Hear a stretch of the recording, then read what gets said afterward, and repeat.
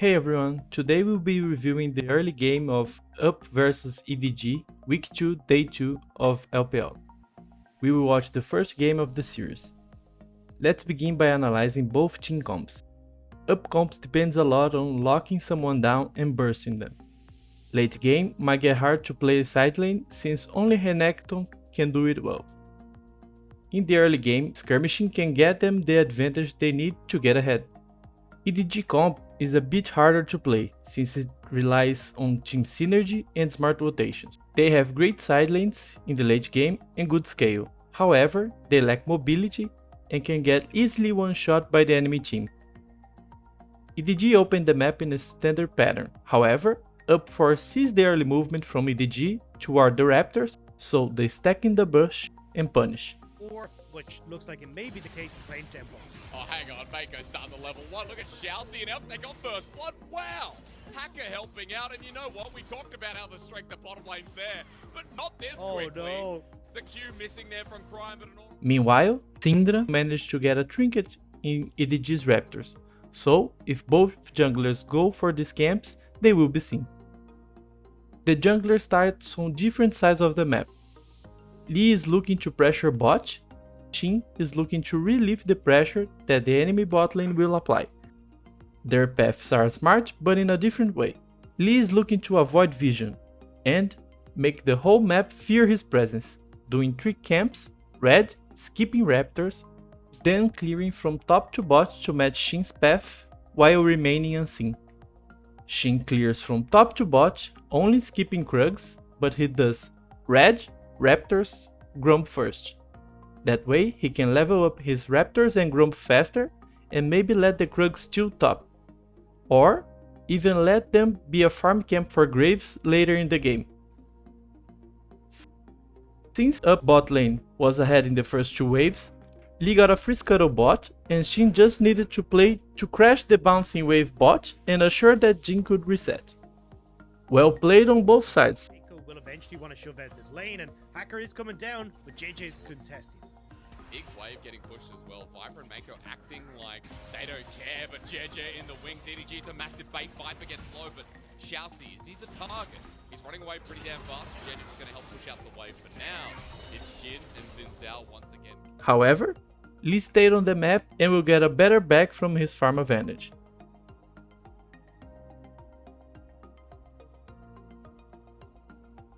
You can see the coordination from the EDG squad when they advance their line of vision almost at the same time. Scout controls top side, while Flounder pressures and Mako controls bot side with his tempo advantage. This gives us the opportunity to discuss a really important matter in League of Legends. When you're retaking vision control, you should always bounce from brush to brush, looking for those sneaky pinks that the enemy might have placed. Also, you should optimize your red trinket route so that you can cover the highest amount of map possible while checking for wards.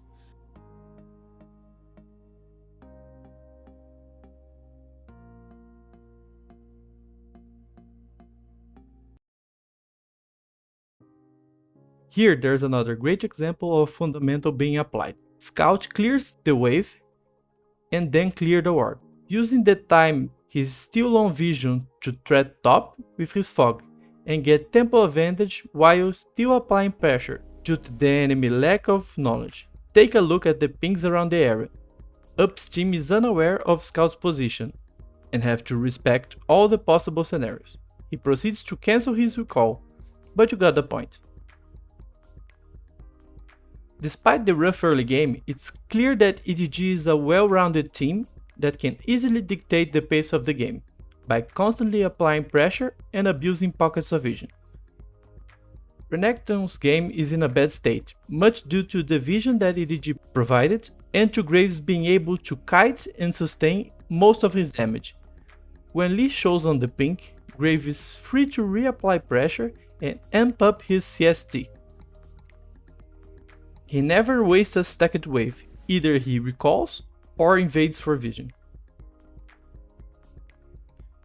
Even though Hacker managed to steal Drake, because EDG didn't get it out of the pitch, the setup for it was really good. They were aware of Lee Sin's position, mid had prio, and so did bot lane. That way, if up contested and lost the Drake, they would also lose a lot of resource. Even though pulling the Drake was the right choice, you can see that it was kind of a bad aiming from JJ after he broke the plant, which didn't reveal the ward that Hacker placed in the pit. After the Drake, the wave is bouncing towards EDG's turret on the bot lane, which means that their bot lane has move priority for Herald. However, after Lee Sin shows up to clear the pink in his red, Mako knows his path in top and looks to base first to get temple advantage on the enemy support. This is a great move because Up is not looking to dive the Jhin, and he has both spells if they did. Also, Mako manages to sync his back with Scout, so now EDG is in full control of the top side. Also, there's a lot of vision there already.